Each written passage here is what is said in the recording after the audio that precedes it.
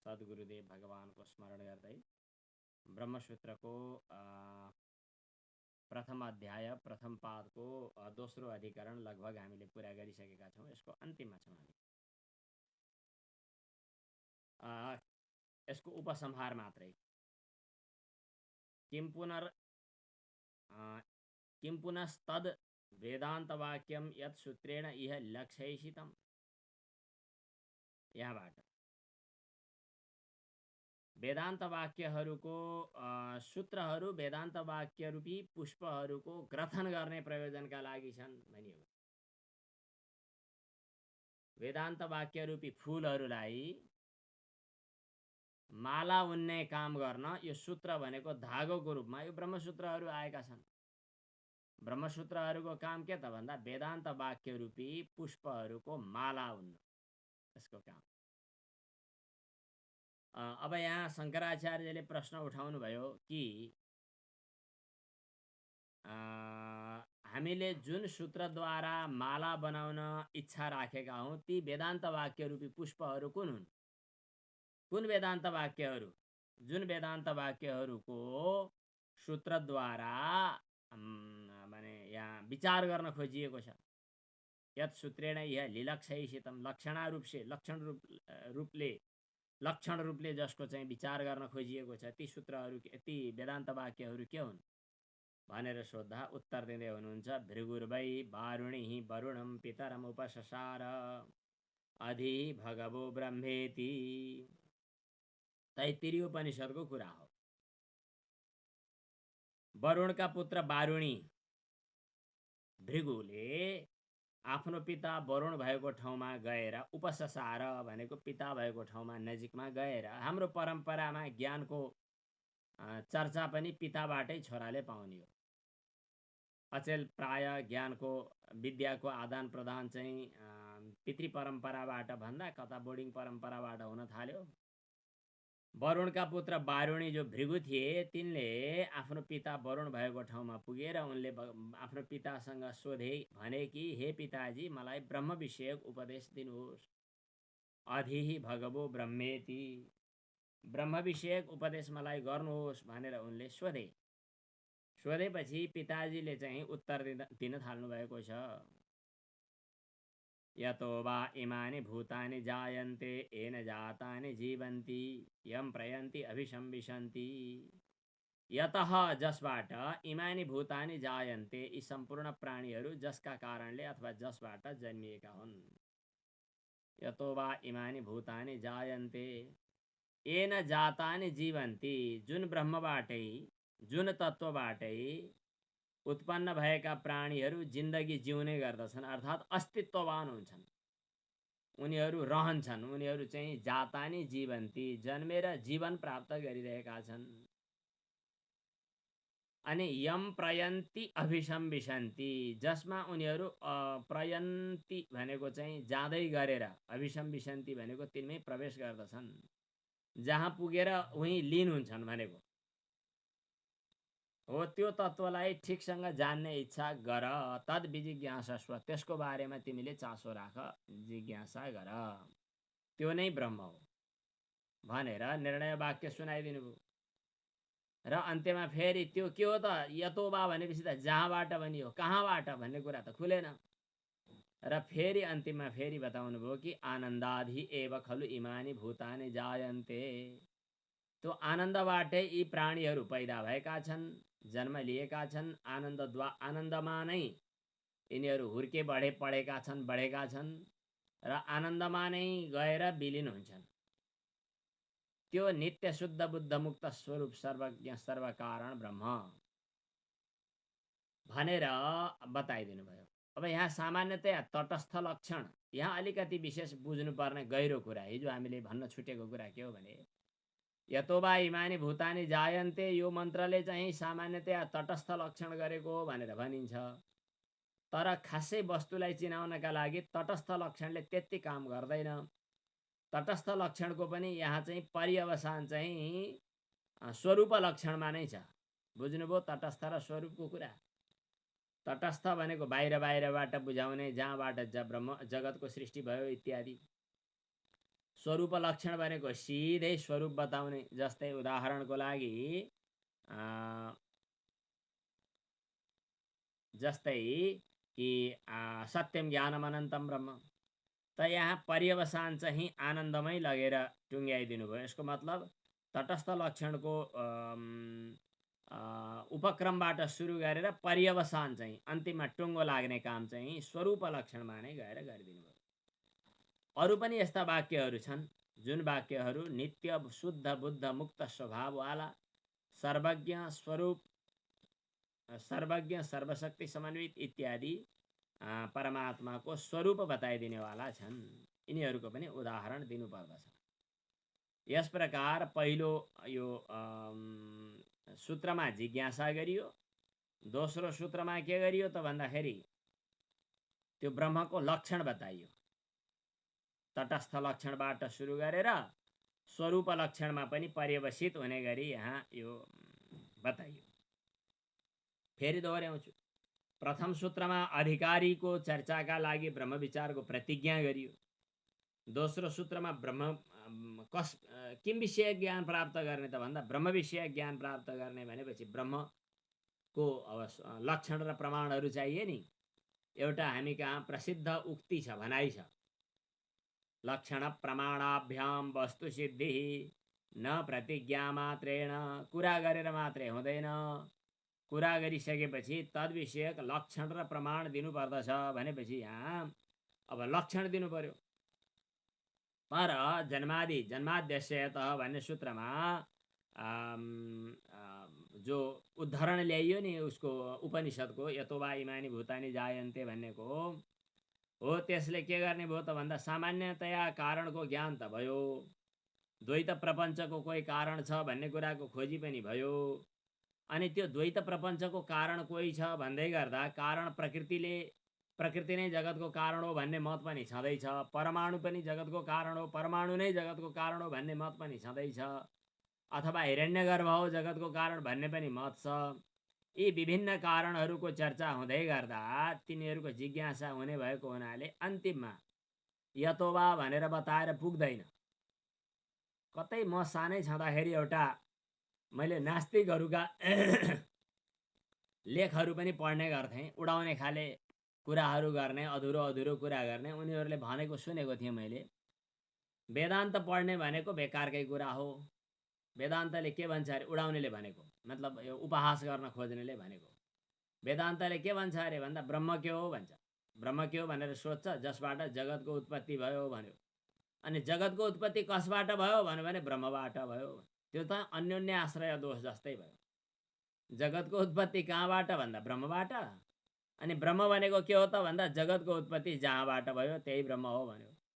यसको मतलब त यो अन्योन्याश्रित भयो, छेउ न टुप्पोको कुरो भयो भनेर उनीहरूले भनेको सुनेको थिएँ। अनि मलाई मनमा खुलदुली त हुने नै भयो, उत्सुकता भयो।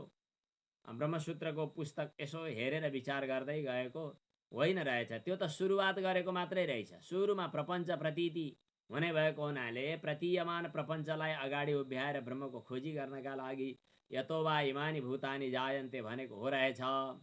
तर यसले फेरि तुरुन्तै अनुपदम एव भन्छन्। तत्काल तत्क्षणमा नै भनिएको रहेछ कि आनन्दाध्येव खलु इमानि भूतानि जायन्ते, सत्यम ज्ञानम अनन्तम ब्रह्म स्वरूप लक्षणमै लगेर पर्यवसित गरेको रहेछ भनेपछि यो निर्णय वाक्य भयो। यसको कारण, यसको मतलब के भयो भने निर्णय के भयो भने जगतको कारण त्यो परम आनन्द तत्व हो जो ब्रह्मस्वरूप छ, जड प्रधान प्रकृति आदि होइनन् भनेपछि स्वरूप लक्षण र तटस्थ लक्षण दुईटैको कुरा यहाँ खुल्यो।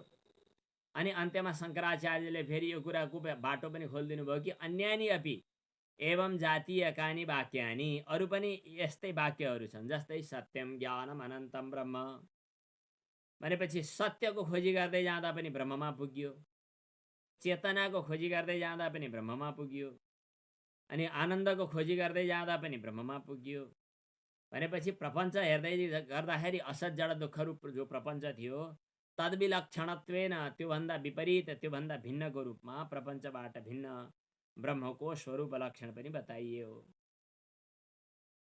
यसरी यो दोस्रो सूत्रले ब्रह्मको स्वरूप लक्षण बताइयो।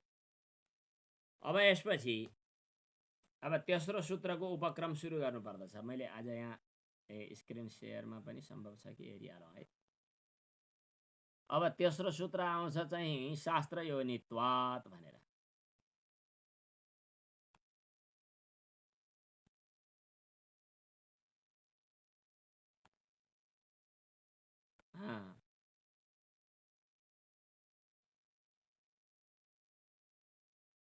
जगत कारणत्व प्रदर्शनेन सर्वज्ञं ब्रह्म इति उपक्षिप्तम तदेव दृढयन् आह। अहिले हामीले जगतको कारण ब्रह्म भनेर सिद्ध गर्यौं हैन। अब हामी प्रकरण यसलाई भन्छन् संगति। अघिल्लो सूत्रको पछिल्लो सूत्रसँग तालमेल कसरी मिल्छ, संगति के हो भनेर विचार गर्न पर्दछ। अघिल्लो सूत्र हामीले के पढ्यौं त भन्दाखेरि जन्माद्यस्य यतः, जन्माद्यस्य यतः पढिसकेपछि अब पढ्नु पर्यो के भन्दाखेरि शास्त्र योनित्वात्।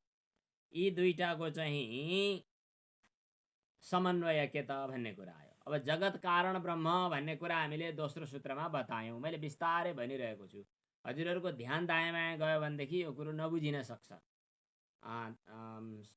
एक एक शब्दको रूपमा हजुरहरूले ध्यान दिनुभयो भने फेरि ठ्याक्कै बुझिन्छ, क्रमशः लिङ्क टुटेन भने बुझिन्छ। त हामीले अघिल्लो सूत्रमा के भन्यौं, जगतको कारण ब्रह्म भन्यौं। भनिसकेपछि जगतको कारण ब्रह्म कस्तो त भन्दाखेरि अचेतन जड नै जगतको कारण भन्ने खाले सांख्यहरूको जस्तो मतलाई पनि त हामीले स्वीकार गरेनौं। सांख्यको योगको मत जस्तो मत पनि भएन हाम्रो। हामीले के भन्यौं त चेतन अनि चाहिँ आनन्द अनि सत, त्यो ब्रह्म नै यो जगतको कारण हो भनेर भन्यौं। एउटा नियम के छ भने जहिले पनि एउटा नियम के हुन्छ भनेदेखि जसले कुनै पनि वस्तुको रचना गर्दछ त्यो रचना गर्ने व्यक्तिमा तद विषयका ज्ञान, इच्छा र कृति हुनुपर्दछ। बुझिएन? हजुरले घर बनाउन थाल्नुभयो, यहाँ के एकजना रुबी पाण्डेजी हुनुहुन्थ्यो, उहाँले घर बनाउने तयारी के भन्दै हुनुहुन्थ्यो अस्ति। एउटा घर बनाउने अथवा उहाँले के भएर जस मिस्त्रीले, इन्जिनियरले जसले बनाउँछ त्यसले तद विषयक ज्ञान हुनु पर्यो। अथवा घर खरिद गर्न थालेको भने म घर खरिद गर्दैछु भन्ने कुराको जानकारी हुनु पर्यो। अनि कस्तो घर खरिद गर्ने, कस्तो मलाई चाहिएको हो, मेरो सुविधाका लागि कुन ठिक छ, पहिला ज्ञान हुनु पर्यो। कुनै पनि वस्तुको रचना, कुनै पनि वस्तुको चाहिँ यदि निर्माणका लागि प्रवृत्ति हुन्छ भने तद विषय ज्ञान चाहियो पहिलो नम्बर। यो दार्शनिक गहिरा विषयहरूलाई मैले छोटोमा बुझ्ने लौकिक भाषामा भन्दैछु। ज्ञान चाहियो, अनि दोस्रोमा इच्छा चाहियो, अनि तेस्रोमा कृति भनेको प्रयत्न चाहियो। कुनै पनि कर्म हुनका लागि कर्तामा ज्ञान, इच्छा र कृति तीनटा कुराहरू हुनुपर्दछ। अब जस्तै इट्टा बनाउने मान्छेले इट्टा यस्तो बनाऊ भन्ने चाहेको हुन्छ, इट्टा बनाउने तरिका तरकिब उसले बुझेको हुन्छ र त्यसका निमित्त ऊ प्रवृत्त भएको हुन्छ। धरहरा बनाउनेले धरहरा यस्तो बनाऊ भनेर पहिला धरहरा भनेको के हो, कसरी किन बनाउने भन्ने सम्बन्धी उसमा अलिकति विचार हुनु पर्यो, ज्ञान। अनि अब यो बनाउनै पर्छ, हाम्रो राष्ट्रियता मतलब राष्ट्रिय पहिचानको रूपमा बनेको छ, यो एउटा सम्पदा हो भनेर इच्छा भयो। जानेर मात्रै पुगेन, इच्छा र कृति चाहियो। इच्छा गरेर मात्रै भएन, तद विषय ज्ञान चाहियो अनि प्रयत्न पनि चाहियो। ज्ञान इच्छा भएर मात्रै भएन, प्रयत्न पनि चाहियो। यी तीनटै कुराहरू चाहिन्छन्। भनिसकेपछि अब विशेष गरी तद विषय ज्ञान त चाहियो। अब जगतको रचना ईश्वरले गर्यो भनेर भन्दै गर्दा ईश्वरले जगतको रचना गरेको हो भन्दै गर्दा जगतको रचयिता ईश्वरमा जगत विषयक ज्ञान हुनु पर्यो कि परेन? जगतको रचना गर्ने ईश्वरमा जगत विषयका ज्ञान हुन पनि पर्यो। यो एउटा मुख्य बुझ्नुपर्ने कुरा यहाँ हो।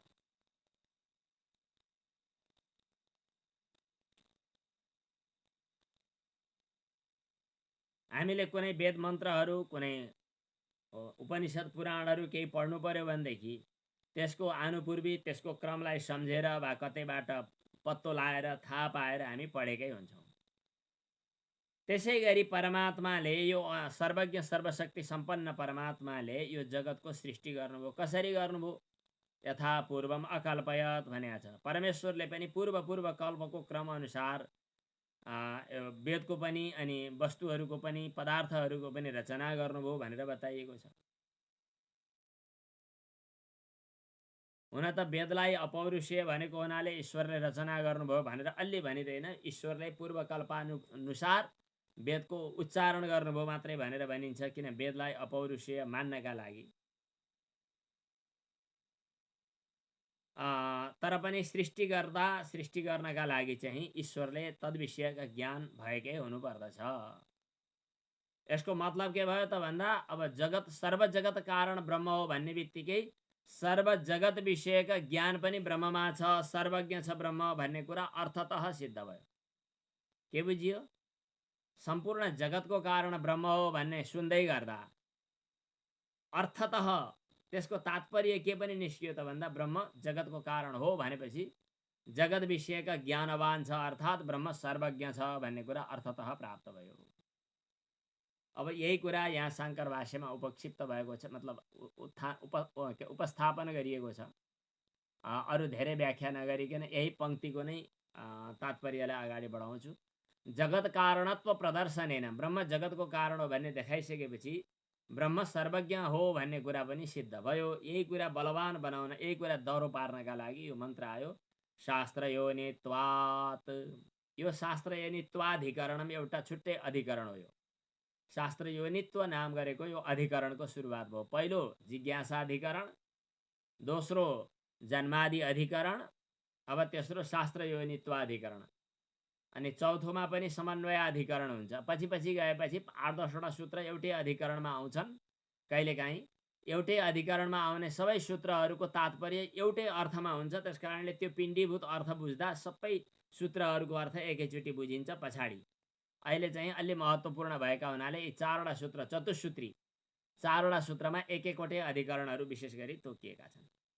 अब यो शास्त्र योनित्वाधिकरणको सम्बन्धमा जो विषय के हो, अधिकरण भनेपछि 5वटा कुरा हुन्छन् भन्ने कुरा हामीले बतायौँ नि। औँला 5वटा हुन्छन्। के पहिला विषय, अनि दोस्रो संशय, अनि तेस्रो पूर्व पक्ष, अनि चौथो उत्तर पक्ष, अनि उत्तर पक्ष भनेको सिद्धान्त, अनि 5औं सङ्गति। सुरुमा यो कथा सुने जस्तो गरी बुझ्ने बानी भयो भने, प्रवचन सुने जस्तो गरी सुन्ने बानी भयो भने बुझाइ भन्दा सुनाइतिर ध्यान दिँदा सुनाइ सुन्दा राम्रो लाग्ला। तर बुझाइको अनि पढाइको विषय र प्रवचनको विषय फरक हुन्छ। अब हामी बिस्तारै प्रवचनतिर भन्दा पढाइतिर अभिमुख हुँदैछौँ, किन ब्रह्मसूत्र पढ्ने भनिसकेपछि।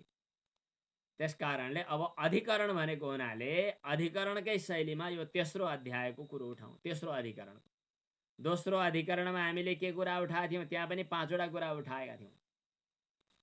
जगतको कारण के होला विषय भयो। संशय भयो, जगतको कारण ब्रह्म हो भन्छन्, होला कि नहोला। पूर्व पक्ष के भयो? जगतको कारण प्रकृति हो, परमाणु हो, अथवा चाहिँ ईश्वरेच्छा हिरण्यगर्भ हो।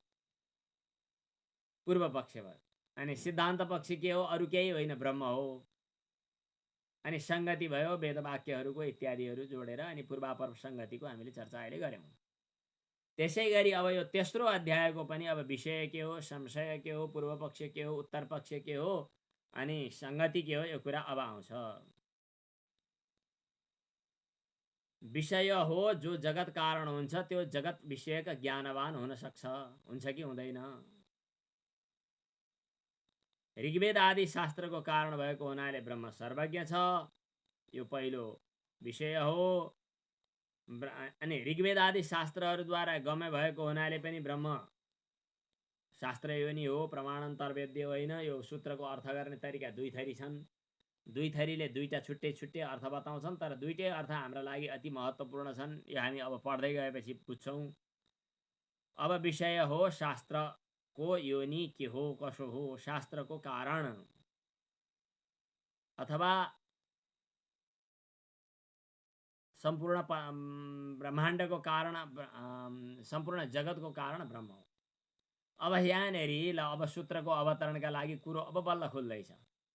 सम्पूर्ण प्रपञ्चको सम्पूर्ण जगतको कारण ब्रह्म हो भनिसकेपछि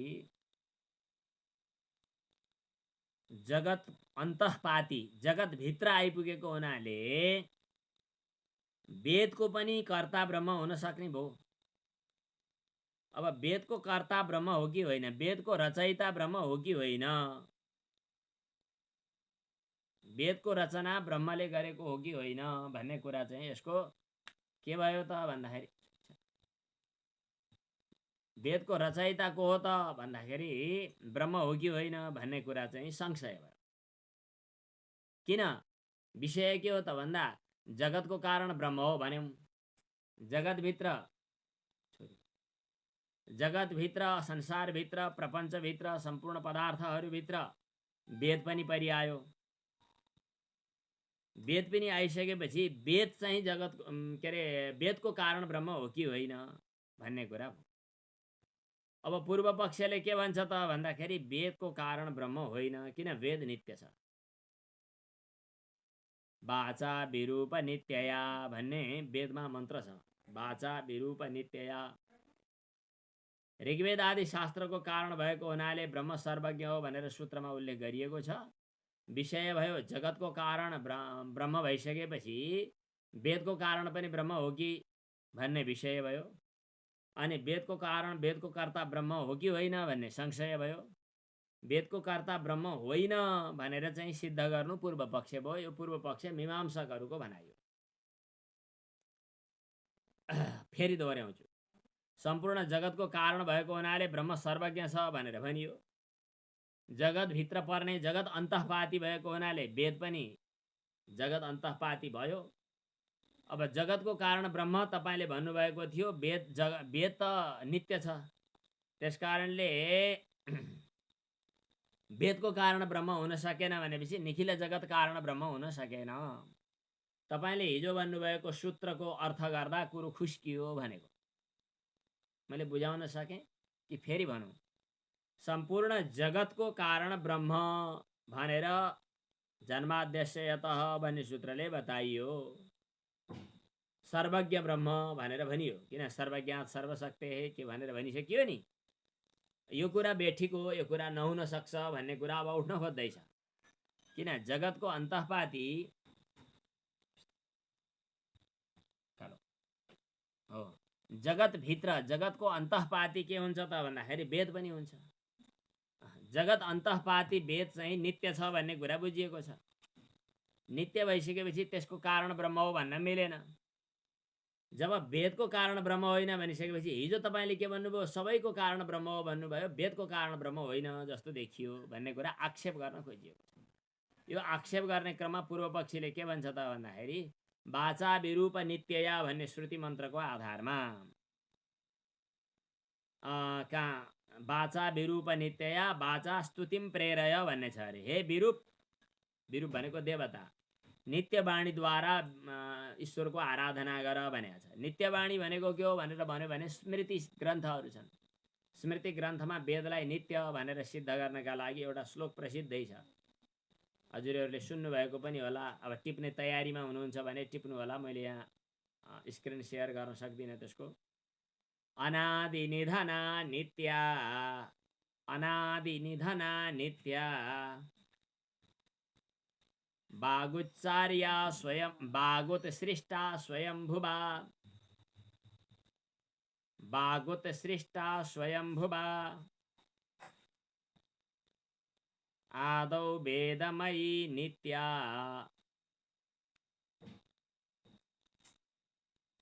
यतः सर्वाः प्रवृत्तयः।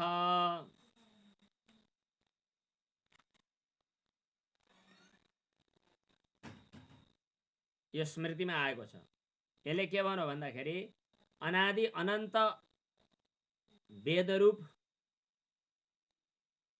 वाणी भन्ने कुरा गर्यो। अनि त्यही वेदरूप वाणीबाट सम्पूर्ण व्यवहारहरू प्रचलनमा आए। त्यो अनादि हो, नित्य हो भनेर बताइयो। वाचा विरूप नित्यया इत्यादि श्रुति, अनादि निधना नित्या भन्ने स्मृति, यी श्रुति र स्मृतिको आधारमा के कुरा सिद्ध भयो त भन्दा वाणी नित्य छ भन्ने कुरा सिद्ध भयो। वेदवाणी नित्य छ। यदि वेदवाणी नित्य छ भनिसकेपछि ब्रह्म वेदको कर्ता हुन सक्दैन, यो पूर्व पक्ष भयो। अब त्यसपछि सिद्धान्तले भन्छ कि होइन होइन होइन,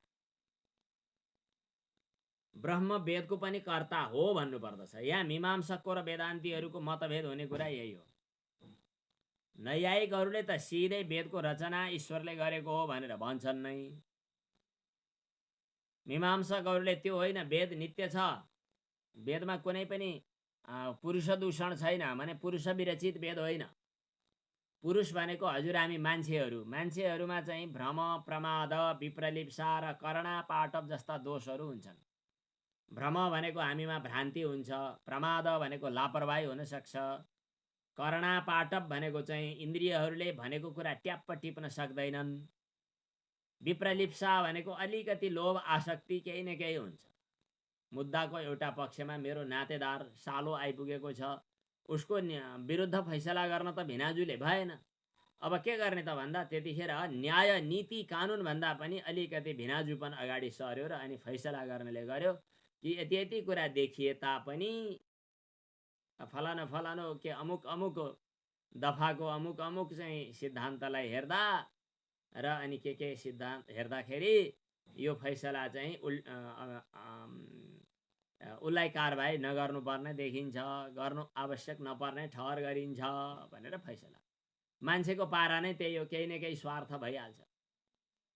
लौ विदेशीले ठुलो सहयोग दिने भयो भनेपछि अब सहयोग दिनु ठिक थियो कि बेठिक थियो कि, शर्त ठिक थियो कि बेठिक थियो कि, यो बुझेरै निर्णय त गर्दै गर्दा रहन्छन्, किनभने एकै हुँदो रहन्छ, सबैले भिन्न भिन्नै छ।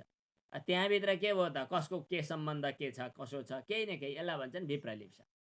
यो पुरुष दोष त हुनु स्वाभाविकै हो, तर वेद रचना गर्नेवाला व्यक्तिमा भ्रम, प्रमाद, विप्रलिप्सा, करणा पाटव जस्ता चाहिँ दोषहरू हुनु हुँदैन। त्यसकारणले वेद नित्य छ। कोही पुरुष विशेषले बनायो भने त त्यो आउँछ, त्यसकारणले वेद नित्य छ भन्ने कुरा हो। अब वेदान्तीहरूको सिद्धान्त, सायद वेदान्त परिभाषामा पनि यो कुरा उठाउनु भएको छ धर्मराजा ध्वरीन्द्रले। हाम्रो के छ त भन्दाखेरि वेदलाई त्यस्तो नित्य पनि मानिदैन जो मीमांसकको जस्तो होस्। वेद उत्पत्ति पनि हुन्छ, सिद्धान्त बताइदिएको। वेद उत्पत्ति पनि हुन्छ, तर उत्पत्ति भए पनि अरू वस्तुहरूको उत्पत्ति भए जस्तो उत्पत्ति हुनेवाला छैन। यो त परमात्माको श्वासको रूपमा प्रकट भएको। बृहदारण्यको उपनिषदमा यो कुरा उल्लेख गरेको छ। अस्य महतो भूतस्य निश्वसितम्, अस्य महतो भूतस्य निश्वसितम् एतद् यद् ऋग्वेदः यजुर्वेदः ऋग्वेदो यजुर्वेदः सामवेदो अथर्ववेद इत्यादि। अस्य महतो भूतस्य निश्वसितम्, यो महा परमात्माको निश्वसितम भनेको वेद श्वास फेरे जस्तो। हामीले मङ्गलाचरणमा भन्ने गर्दछौँ नि, निश्वसितमस्य वेदाः, वेद परमात्माको श्वास हो। वीक्षितमेतस्य पञ्चभूतानि, पञ्चमहाभूतहरू भगवानको पुर्लुक्क हेराइमा प्रकट हुन्छन् प्रयत्न बिना। स्मितमेतस्य चराचरम, भगवान मुसुक्क मुस्कुराउँदा यो चर अचर जगत प्रकट भयो। यस्य च सुप्तम जगत प्रलयः, जो शुद्ध जगतको प्रलय भयो। सायणाचार्य भन्ने एकजना ठुला आचार्य हुनुहुन्थ्यो, उहाँले चाहिँ यो ऋग्वेद भाष्य भूमिका लेख्नु भएको छ। उहाँले त्यो सुरुमा यही लेख्नु भएको छ कि अनादि निधना यस्य निश्वसितम वेदाः, यो छ यस्य निश्वसितम वेदाः यो वेदेभ्योऽखिलं जगत् निर्ममेतमहं वन्दे विद्यातीर्थम महेश्वरम यस्य निश्वसितम वेदाः। वेदहरू जसको श्वासको रूपमा प्रकट भएका छन्। अब पूर्व पक्ष के भयो, जगत का के विषय के भयो, सम्पूर्ण प्रपञ्चको कारण ब्रह्म भन्नुभयो हजुरले। प्रपञ्चभित्र वेद पनि पर्यो, वेदको पनि कारण ब्रह्म हो त। अनि संशय भयो होला कि नहोला, पूर्व पक्ष भयो होइन, किन वेद नित्य छ। अब सिद्धान्तले के भन्छ त भन्दाखेरि वेद ब्रह्मको निश्वास हो। वेद ब्रह्मको निश्वास हो भन्ने कुरा वेदमा नै उल्लेख गरेको हुनाले अथवा उपनिषदमा उल्लेख गरेको हुनाले वेदको कर्ता पनि ब्रह्म हुने भयो। त्यसो भए वेदको कर्ता ब्रह्म हो भन्ने हो भने वेदलाई अनित्य भन्ने हो त? तपाईँ वेदको अनित्यत्व सिद्धान्त मान्नुहुन्छ भनेर भन्दा होइन बाबु, त्यस्तो होइन। हामी वेदलाई नित्य पनि मान्छौँ, वेदलाई ईश्वरले रचेको पनि भनिदिन्छौँ, हामी दुईटै कुरा भनिदिन्छौँ। अनि फाल्तु कुरो यस्तो पनि कहीँ हुन्छ भनेर सोध्छ न्यु खोजाले। अनि सिद्धान्तीले के भन्नुहुन्छ भने कुरो बेकारको होइन यो, हामी यति कुरो बुझेरै भन्दैछौँ। ईश्वरले श्वास फेरे झैँ गरिकन निश्वास फेर्दा वेद उत्पन्न हुन्छन्। त्यसकारणले वेद सादिमान हुन्, उत्पत्तिमान हुन्। तर उत्पत्ति हुँदा अहिले वेद जस्तो छ पूर्वकल्पमा पनि उस्तै थियो, पूर्वकल्पमा जस्तो थियो त्यस्तै अहिले वेद प्रकट हुन्छ।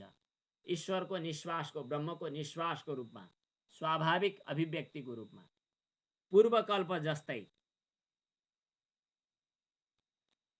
त्यसकारणले हामीले पौरुषेयत्व र अपौरुषेयत्वको परिभाषा गर्ने बेला पहिले पनि कुनै प्रसङ्गमा हामीले बोलेका छौँ वेदान्त प्रवेशिकाको प्रवचनका क्रममा कि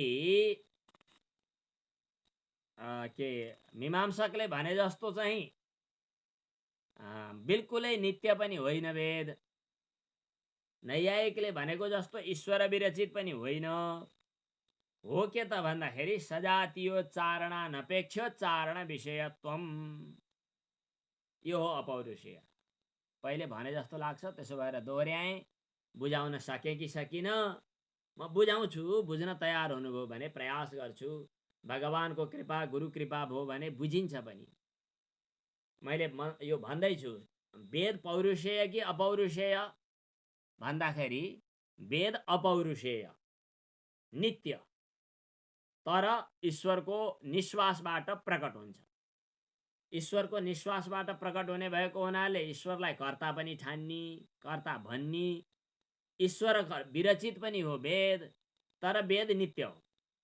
ईश्वर विरचित भइकन वेद नित्य हो भन्ने कुरा दुईटै कसरी सम्भव छ? रचित भए, कार्य भए नित्य हुँदैन नि भन्दा हुन्छ। कसरी हुन्छ? ईश्वरले श्वास फेरे झैँ श्वास फेर्दा त्यसरी वेद रचना गर्नुहुन्छ जो पूर्वकल्पमा जस्तो थियो त्यस्तै गरी। भनेपछि ईश्वरले पहिलो पटक वेदको उच्चारण गर्दा कसरी उच्चारण गर्नुभयो त भन्दाखेरि पूर्वकल्पमा उच्चारण गरिएको समानजातिक उच्चारणको अपेक्षा गरेर उच्चारण गर्नुभयो। हामी जुन तरिकाले हरि ओम इखे तोर्जे त्वा गणानान्त्वा सहस्रशीरेखा मन्त्र पढ्छौँ, यो संहिताको, यो शाखाको, यो वेद पढ्ने तरिका अघिल्लो सृष्टिमा पनि त्यस्तै थियो, आज पनि त्यस्तै छ। आजभन्दा 10 पुस्ता अगाडि पनि त्यही थियो, आज पनि त्यही छ। अनि यो शाखा पढ्ने हो भने भारतको काश्मीरदेखि कन्याकुमारीसम्म एउटै छ, अनि पूर्वदेखि पश्चिमसम्म एउटै छ। नेपालमा, विश्वमा, ब्रह्माण्डमा देवताहरूले पढे पनि यही एउटै छ। वेदमा अलिकति पनि उच्चारणको विपरीतता हुनु हुँदैन। त्यस्तो बलियो बनाउनका लागि वेदको उच्चारणको बलियो नियम बनाएर राखिएको छ।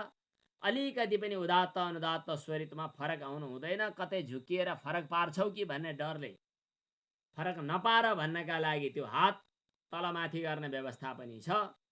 अनि त्यसपछि एकदमै मसिनो हेराई, गलालाई कतिको उदात्त बनाउने, अनुदात्त बनाउने, स्वरित बनाउने, यसको एकदम मसिनो नियम छ। अब कहिले कहिले हजुरहरूले कतिपयले अन्यथा ठान्नुहुन्छ पक्कै पनि। म जे कुरा भन्न खोज्दैछु हजुरहरूले मन नपराउन मिल्छ, तर म शास्त्रीय परम्पराको धारमा हिँड्नुपर्ने भएको हुनाले मन नपराए पनि भन्नुपर्दछ। नारीहरूले वैदिक ज्ञान प्राप्त गर्न पर्छ, गर्न मिल्छ, तर वेदको उच्चारणको हुबहु उच्चारण नारी कण्ठबाट हुन सक्दैन भन्ने अर्थमा वैदिक भन्ने गरी उच्चारण गर्न नारीहरूका लागि निषेध गरेको छ।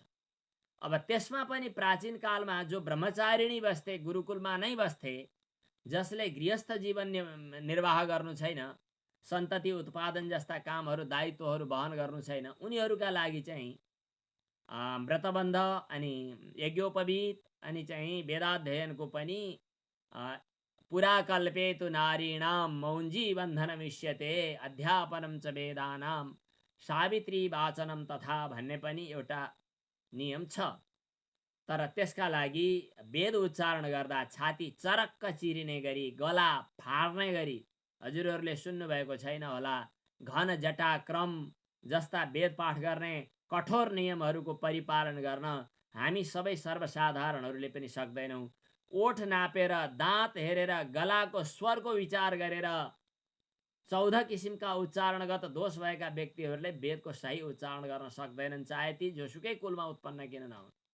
न करालो न लम्बोष्ठो, ओठ लामा लामा भए पनि हुँदैन, दाँत अलिकति बाहिर निस्किएको खालेले पनि हुँदैन, अनि उच्चारण गर्दाखेरि बढी कराल उच्चारण गर्ने शैलीकोले पनि हुँदैन, अनि अलि नासिका स्वर भएको नाके स्वर भएकोले पनि हुँदैन, अलि हल्का हल्का जिब्रो चाहिँ गदगद हुने बानी छ भने पनि हुँदैन। न करालो न लम्बोष्ठो नाव्यक्तो नानुनासिकः, धेरै छन्। अब मैले गीत गाउन मन लाग्छ तर गीत गाउन म सक्दिनँ, किनभने मलाई त्यो स्वरको त्यो कठोर नियमको अनुशासनमा म रहनै सक्दिनँ, किन मेरो प्रकृतिले दिएन। भनेपछि वेद उच्चारण गर्नका लागि यी विशेष नियमहरू छन्। यो नियमको यति कठोर हुन त अचेल अक्षर वाचन गर्न त सबैले हुन्छ, पढ्दा केही आपत्ति छैन। तर नियमपूर्वक वेद उच्चारण आज त ब्राह्मण समुदायकाहरूले पनि गुरु आश्रममा गएर पढ्ने परम्परा लुप्त भइसकेको छ। वैदिक परम्पराहरू धन्न धन्नै हुन त लुप्त हुँदैन तर कम भइरहेको छ, त्यो छुट्टै प्रसङ्ग हो। मैले यति कुरा अहिले किन उठाएँ भने प्रजा माने भगवानले ब्रह्मले जगत सृष्टि मतलब के अरे वेदको उच्चारण गर्ने बेला यस्य निश्वसितम वेदा श्वासवद वेदको उच्चारण गर्ने बेला पनि श्वास झैं वेदको उच्चारण गर्ने बेला पनि स्वतन्त्र उच्चारण गर्न पाउनुहुन्न। मैले अहिले हजुरहरूसँग जुन अक्षर जुन आनुपूर्वी बताइरहेको छु, सायद यो आनुपूर्वी यही तरिकाले आजभन्दा अगाडि कसैले बोलेको थिएन, अब पछाडि पनि कसैले बोल्दैन, यही तरिकाले बोल्दैन। मैले जे त्यस कारणले जे उच्चारण गरेँ यो मेरो पौरुषेय रचना हो, पौरुषेय हो। हजुरले जसरी श्लोक भन्नुहुन्छ, जसरी उच्चारण गर्नुहुन्छ, जसरी कुरा गफ गर्नुहुन्छ त्यही अर्काले हुबहु गरेको हुनुपर्छ भन्ने छैन। त्यो के भयो? पौरुषेय गतिविधि भयो। स्मृति शास्त्रहरू अरू ग्रन्थ रचनाहरू हुबहु त्यही तरिकाले उच्चारण गरिन्छन् भन्ने छैन, त्यस कारणले त्यो पौरुषेय भयो। अपौरुषेय भनेको के हो त? स्वसमान जातीय उच्चारणानपेक्षोच्चारण विषयत्वम। समान जातीय अर्को उच्चारणको अपेक्षा नगर्नु, के अरे अपेक्षा गर्नु। स्वसमान जातीय उच्चारण नपेक्षोच्चारण विषयत्वम भनेको पौरुषेयत्वम भयो। स्वसमान जातीय उच्चारणापेक्षोच्चारण विषयत्वम भन्यो भने त्यो अपौरुषेय भयो। अनपेक्षा भयो भने पौरुषेय भयो। स्वसमान जातीयको अपेक्षा गर्नु भनेको के भयो त भन्दा अपौरुषेय भयो। भनेपछि सृष्टिको आरम्भमा भगवानले अघिल्लो कल्पमा सृष्टि गर्दा जस्तो किसिमको वेद थियो त्यस्तै समान आनुपूर्विक वेदको उच्चारण गरेर वेदको रचना गर्नुभएको, विजातीय उच्चारण गर्नु भएन, सजातीय उच्चारण गर्नुभयो, उस्तै उच्चारण गर्नुभयो। पहिले जस्तो उच्चारण थियो त्यही अपेक्षा गरेर उच्चारण गर्नुभयो। महाभारत आदिको रचना गर्दा सजातीय उच्चारणको अपेक्षा नगरिकन उच्चारण गर्नुभयो। त्यसकारणले महाभारत आदिहरू पौरुषेय भए, वेद अपौरुषेय भए भनेर वेदलाई अपौरुषेय सिद्ध गरिएको छ। वेद अपौरुषेय छ, त्यसकारणले के अरे नित्य छ। तर ईश्वरले पूर्वकल्पमा जस्तै वेदको उच्चारण गर्नुहुन्छ। त्यसकारण सम्पूर्ण जगतको व्यवस्थालाई प्रकाशित गर्नेवाला ईश्वर ब्रह्म वेदको पनि कर्ता हो। त्यसकारणले वेद विषयका ज्ञानवान पनि हो र प्रपञ्च विषयका ज्ञानवान पनि हो। ईश्वर परमात्मा सर्वज्ञ छ भन्ने कुरा यो शास्त्र योनित्वाधिकरणको एउटा पाठ हो, एउटा अर्थ हो। अब अर्को अर्थ चाहिँ के पनि हो, यसको अर्को पाटो पनि छ, शास्त्र योनित्वात्। यसको पहिला त यसको अर्थ चाहिँ भनिहालौँ पहिला, होइन? शास्त्रम योनि, शास्त्र योनित्वात् भनेको शास्त्रस्य योनि शास्त्र योनि, शास्त्रको कारण, शास्त्रको रचयिता।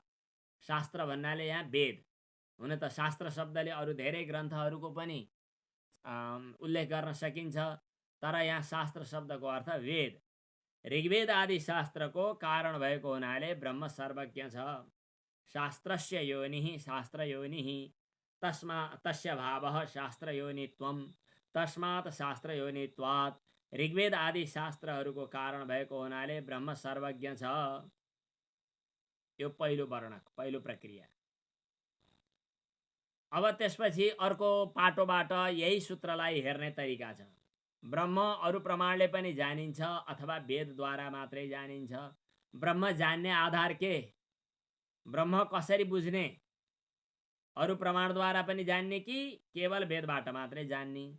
ब्रह्म बुझ्नु छ विषय भयो। ब्रह्म बुझ्ने प्रमाण आवश्यक छ विषय भयो। ब्रह्म अरू प्रमाणद्वारा पनि बुझिन्छ कि शास्त्रबाट मात्रै बुझिन्छ भन्ने संशय भयो। भनेपछि जसरी घडा चाहिँ सिद्ध वस्तु हो, अगाडि छ, प्रत्यक्षादि प्रमाणबाट जानिन्छ, त्यसै गरी ब्रह्म पनि अरू प्रमाणबाट जान्न सकिन्छ भन्नु भने पूर्व पक्ष भयो। अब सिद्धान्त के भयो त भन्दा ब्रह्म अनाम रूपम तमहम प्रपद्ये, नाम रूप लिङ्ग हेतु आदि नभएको हुनाले अरू प्रमाणद्वारा जान्न सकिँदैन।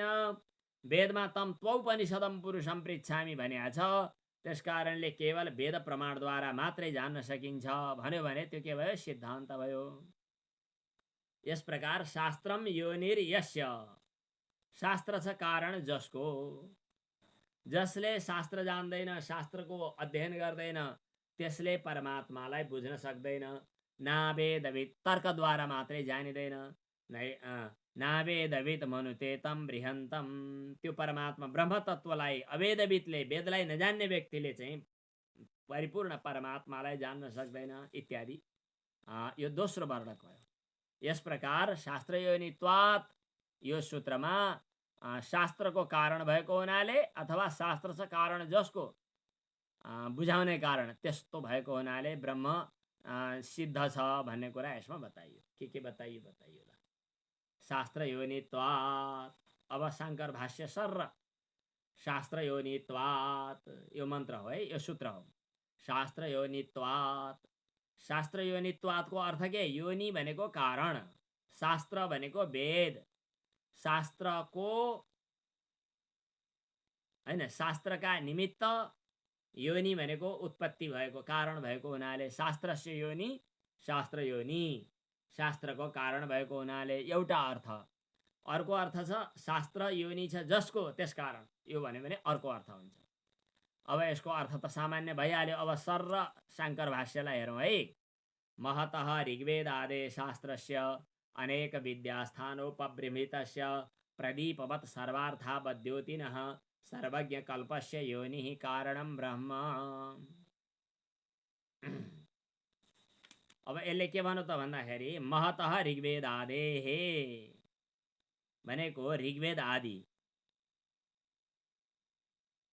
शास्त्रहरू जो अनेक विद्यास्थानोपबृंहितस्य भनेको महतः भनेको महान छन् तिनीहरू। ऋग्वेद आदि शास्त्रहरू जो अनेक विद्यास्थानहरूले उपबृंहित छन् भनेको फले फुले बढेका छन्। विद्यास्थान कति हुन्छन् भन्ने कुरा फेरि अर्को छ। 14 विद्यास्थानहरू हुन्छन् भन्ने कुरा कुनै प्रसङ्गमा पढ्नु पनि भयो होला। पुराण न्याय मीमांसा, पुराण न्याय मीमांसा धर्मशास्त्रांग मिश्रिताः, धर्मशास्त्रांग मिश्रिताः वेदाः स्थानानि विद्यानां, वेदाः स्थानानि विद्यानां धर्मस्य च 14। धर्मका पनि 14 स्थानहरू हुन्छन् र विद्या पनि 14 स्थानमा विभाजित छ अथवा विभक्त छ। के पुराण, श्लोक मैले अघि भने, टिप्न सक्नु भएकाले टिप्नु भो, नत्र सुन्नु भो। पुराण न्याय मीमांसा, पुराण एउटा विद्यास्थान, न्याय अनि मीमांसा अनि धर्मशास्त्र। पुराण न्याय मीमांसा धर्मशास्त्रांग मिश्रिता अनि अङ्गहरू। अङ्ग भन्नाले वेदका अङ्गहरू के? शिक्षा, कल्प, व्याकरण, निरुक्त, छन्द, ज्योतिष। शिक्षा, कल्प, व्याकरण, निरुक्त, छन्द, ज्योतिष, यी 6वटा अङ्ग भए। पुराण, न्याय, मीमांसा, धर्मशास्त्र 4, शिक्षा, कल्प, व्याकरण, निरुक्त, छन्द, ज्योतिष 6, 6 र 4 कति हुन्छ? 10 हुन्छ। पुराण, न्याय, मीमांसा, धर्मशास्त्राङ्ग, अङ्ग जोडियो, अङ्ग मिश्रिताः वेदाः, अनि 4 वेदहरू के 4 वेद के भनेर त थाहा पाउनु भएकै छ। ऋग्वेद, यजुर्वेद, सामवेद, अथर्ववेद। यतिलाई जोड्यो भने कति भए? 14 भए। अब त्यसमा पनि उपवेद थपिदियो भने, उपवेद भनेका के? धनुर्वेद, गन्धर्ववेद, आयुर्वेद अनि स्थापत्य वेद, यी 4वटा वेदलाई उपवेद भनिन्छ। ती उपवेद, धनुर्वेद हुन्छ उपवेद रहेछ, सङ्गीत विद्या पनि उपवेद रहेछ, गन्धर्ववेद भन्छन्, आयुर्वेद पनि उपवेद रहेछ, अनि वास्तुशास्त्र पनि उपवेद रहेछ। यी 4वटा उपवेदलाई पनि थपिदियो भने 18 विद्या भन्ने चलन छ। नत्र ती उपवेदलाई वेदमै राख्ने हो भने 14 विद्या भनिन्छ। अनेक विद्यास्थानोपबृंहितस्य, अनेक विद्यास्थानहरूले पनि बढेको फले फुलेको भएको, उपबृंहित भएको यो के? ऋग्वेद आदि शास्त्र। अनि प्रदीपवत् सर्वार्थावद्योतिनः, बत्तीले जस्तै सम्पूर्ण विषयहरूलाई प्रकाशित गर्ने। प्रदीपवत् भनेको छ शास्त्रलाई। प्रदीपः सर्वविद्यानां, सबै शास्त्रहरूलाई प्रकाशित गर्ने भएको हुनाले प्रदीप यो वेदलाई बताएको। यस्तो सर्वज्ञ कल्पस्य भनेको सर्वज्ञ भन्न मिल्ने, सम्पूर्ण पदार्थहरूलाई प्रकाशित गर्ने सर्वज्ञ भन्न मिल्छ वेद। यद्न वेदमा जे छैन त्यो बाहिर कहीँ पनि छैन भनेर वेदलाई सम्पूर्ण विद्याको, सम्पूर्ण ज्ञानको मूल स्रोत भनेको छ। यस्तो ऋग्वेद आदि शास्त्रहरूको योनिहि कारणम ब्रह्म, योनि भनेको कारण ब्रह्म हो। अहिले लोकमा व्यवहारमा योनि शब्दको कुनै इन्द्रिय विशेषमा अर्थ प्रसिद्ध भयो, तर वेदमा अनि प्राचीन दर्शन ग्रन्थहरूमा योनि शब्दको अर्थ कारण मात्रै हो। तस्य योनिम परिपश्यन्ति धीराः, त्यो कारण ब्रह्म हो। यस्तो नहि ईदृशस्य शास्त्रस्य, यस्तो शास्त्र जो ऋग्वेद आदि शास्त्र सर्वज्ञ गुण सम्पन्न शास्त्र छ, सर्वज्ञ गुणले युक्त भएको शास्त्रको रचना सर्वज्ञ ईश्वर बाहेक अरू कसैबाट हुन सक्दैन। यद्यद् विस्तरार्थम शास्त्रम यस्मात् पुरुष विशेषात् सम्भवति, जो विस्तरार्थ शास्त्र जुन जुन पुरुष विशेषले रचना गरिन्छ ती तत्तद विषय ज्ञाता हुन्छन् भन्ने कुरा शास्त्र लोकमा प्रसिद्धै छ। जस्तै ज्ञेयको एकदेश अलिकति शास्त्रमा रचिएको हुन्छ। भन्न खोजेको के? लक्ष्मीप्रसाद देवकोटाले कविता लेखे, कविता लेख्दा साह्रै राम्रो देखेर ओहो यस्तो राम्रो कविता लेख्ने मान्छे लक्ष्मीप्रसाद देवकोटा कति विद्वान होलान् भनेर हामी कल्पना गर्छौँ। अहिले मैले लक्ष्मीप्रसादलाई भेट्न सकिनँ, कल्पना गर्दछु। उनले जे जानेका थिए त्यो सबै ग्रन्थमा समेटिनुपर्छ भन्ने छैन। ग्रन्थमा उनको रचनामा जे समेटिएको छ त्योभन्दा धेरै प्रतिभावान, धेरै ज्ञाता चाहिँ उनी थिए भन्ने कुराको कल्पना गर्न सकिन्छ। अर्को उदाहरण यहाँ शङ्कराचार्यले दिनुभयो। पाणिनिले जुन व्याकरण शास्त्रको रचना गर्नुभयो त्यो पाणिनिले गरेको रचना जो व्याकरण शास्त्र हो त्यो रचना गरिएको शास्त्रभन्दा पाणिनि बढी ज्ञानवान थिए भन्ने प्रसिद्ध त छँदैछ। यद्यद् विस्तरार्थम शास्त्रम यस्मात् पुरुष विशेषात् सम्भवति यथा व्याकरणादि पाणिन्यादेः ज्ञेयैकदेशार्थमपि स ततोपि अधिकतर विज्ञानः इति प्रसिद्धम लोके। उनी त्यहाँभन्दा बढी ज्ञाता थिए भन्ने कुरा लोकमा पनि प्रसिद्धै थियो। अब हामी वेदको कुरा गरौँ। अनेक शाखा भेदले भिन्न भएको, यसका शाखाहरू के छन्? धेरै छन्। पहिला त 4वटा वेद भए, ऋग्वेद, यजुर्वेद, सामवेद, अथर्ववेद। अनि ऋग्वेदका चाहिँ 100 अध्वर्यु शाखा, के अरे यजुर्वेदका चाहिँ 100 शाखा छन्, ऋग्वेदका 21 शाखा छन्, सामवेदका 1000 शाखा छन्, अथर्ववेदका 9 शाखा छन्। जम्मा जम्मी 1131 शाखा भनेर भन्ने प्रचलन छ, अथवा 30-31 शाखाहरू छन्। यत्रा धेरै शाखाहरूले भिन्न भएको। अनि फेरि देवतालाई पनि वेदमा निर्देशन छ, मनुष्यलाई, पशुलाई, वर्ण, आश्रम आदि सबैको विभाग गर्नेवाला। अनि सर्वज्ञानको, सम्पूर्ण ज्ञानको खानी भएको के भन्यो यहाँ? अनेक शाखा भेद भिन्नस्य, भिन्ना भिन्नै शाखाको भेदले भिन्ना भिन्नै भएको, देवता पशु मनुष्य वर्ण आश्रम आदि विभागको हेतु पनि भएको, ऋग्वेद आदि नाम गरेको, सर्वज्ञानको खानी भएको यस्तो वेदको सजिलै पुरुष श्वास झैँ प्रकट गर्ने, अप्रयत्नेन भनेको प्रयास नगरिकन, श्वास फेर्दा हामीले मेहनत गर्नु पर्दैन नि अहिले, हो त्यसै गरी जुन परमात्माबाट उत्पत्ति भयो, यस्मात् महतः भूतात्, जो महाभूतबाट यो जगतको उत्पत्ति भयो, क्या मतलब वेदको उत्पत्ति भयो। वेदमा यो कुरा बताइयो कि अस्य महतो भूतस्य निश्वसितम एतद् यद् ऋग्वेदः इत्यादि, तस्य त्यो महापरमात्माको, महान परमात्माको निरतिशयम सर्वातिशायी सर्वज्ञत्व सर्वशक्तिमत्व चाहिँ स्वतः सिद्ध भयो। यो एउटा तरिका भयो। अथवा पूर्वोक्त ऋग्वेद आदि शास्त्रहरू योनि भनेको कारण प्रमाण छ जसको, त्यो ब्रह्म। ऋग्वेद आदि शास्त्रहरू योनि अर्थात् जगतको मतलब के अरे वेदको उत्पत्ति कहाँबाट भयो भनेर भन्दाखेरि चाहिँ उही परमात्माबाट भयो भन्ने हो भनेदेखि यो उत्पत्ति छ कारण जसको भनेर भन्ने कुरा भयो। शास्त्र प्रमाण द्वारा नै ब्रह्म हो भन्ने कुरा, जगतको जन्मादि कारण हो भन्ने कुरा हामीले पाउँछौँ, थाहा पाउँछौँ। अर्को शैलीबाट अर्थ गरेको यो यतो वा इमानि भूतानि जायन्ते इत्यादि, किमर्थम तर्हि इदं सूत्रम यावता पूर्वसूत्रे एव एवं जाति एकम शास्त्रम उदाहरता शास्त्र योनित्वम ब्रह्मणो दर्शितम। अब यहाँ शंका गर्ने सोध्छन् कि पूर्व सूत्रमा नै यतो वा इमानि भूतानि जायन्ते भन्ने शास्त्रहरूको उदाहरण दिइसकियो, पूर्व सूत्रमा नै शास्त्रको उदाहरण दियो भने सूत्रकारले यो शास्त्र योनित्वात् भनेर ब्रह्म शास्त्रको कारण हो भनेर अथवा ब्रह्म भनेर यो सूत्र फेरि किन दिन पर्यो भनेर सोधियो, प्रश्न गरियो।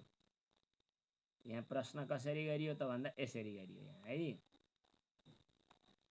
किमर्थम तर्हि इदं सूत्रम यावता पूर्वसूत्रेणैव एवं जातीयकम शास्त्रम उदाहरता शास्त्रयोनित्वम ब्रह्मणो दर्शितम भन्दा उच्यते। अब सिद्धान्त बताइन्छ कि त्यहाँ सूत्राक्षरेण स्पष्टम शास्त्रस्य अनुपादानात्, त्यहाँ सूत्रमै अक्षर उच्चारण गरेर शास्त्रको कुरा स्पष्ट उल्लेख नगरेको हुनाले जन्मादि केवल अनुमान प्रमाणद्वारा मात्रै यो जगत जन्मादिको कारण ब्रह्म भनेर भनिएला।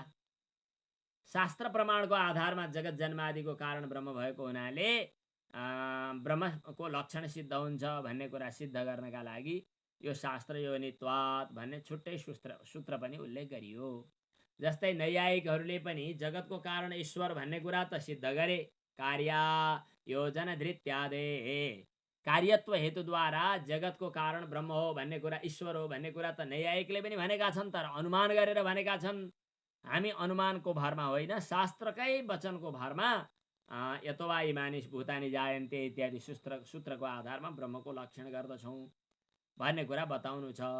तत्र पूर्वसूत्राक्षरेण स्पष्टम शास्त्रस्य अनुपादानात्, अघिल्लो सूत्रमा शास्त्रको स्पष्ट उल्लेख नगरेको हुनाले यो जगत जन्मादिको कारण ब्रह्म भएको हुनाले ब्रह्म सिद्ध हुन्छ भनेर अनुमान प्रमाणबाट मात्रै ब्रह्म सिद्ध भयो भन्ने आशंका होला। त्यो आशंका नहोस् भन्नका लागि यो सूत्र पुनः उल्लेख गरियो, शास्त्र योनित्वात् इति। अब यो शास्त्र योनित्वातको अधिकरण पनि पुरा भयो। अब चाहिँ तत्व समन्वयात् भन्ने यो फेरि अर्को सूत्र छ। यी चारवटा सूत्र चाहिँ यो पुरै ब्रह्मसूत्रको चाहिँ ज्यादै महत्त्वपूर्ण पाठ भनिन्छ, महत्त्वपूर्ण अंश। हामीले तीनटा पढिसक्यौँ। अब एउटा चाहिँ तत्व समन्वयात् भन्ने जो हो यो ब्रह्मसूत्रको चतुस्सूत्री, अरू सबै भाष्य नपढे पनि चतुस्सूत्री भाष्य चाहिँ परीक्षामा पनि उल्लेख गरेको छ शास्त्री द्वितीय वर्षमा, र यो चाहिँ महत्त्वपूर्ण भनेर चार सूत्रलाई यसको मूल मुटु भनेर मान्नुभएको छ शङ्कराचार्यले। अब एउटा सूत्र बाँकी छ, अनि त्यसपछि अरू सूत्रहरू त छँदैछन्। 555 सूत्रमध्ये 551 सूत्र त बाँकी छ। चारवटा सूत्र त पढिहालियो भने अब जम्मा पाँचवटा के अरे 551 सूत्र मात्रै बाँकी त रहे नि भनेर बुझ्दा पनि भयो। ओम पूर्णमदः पूर्णमिदं पूर्णात् पूर्णमुदच्यते पूर्णस्य पूर्णमादाय पूर्णमेवावशिष्यते। ओम शान्तिः शान्तिः शान्तिः।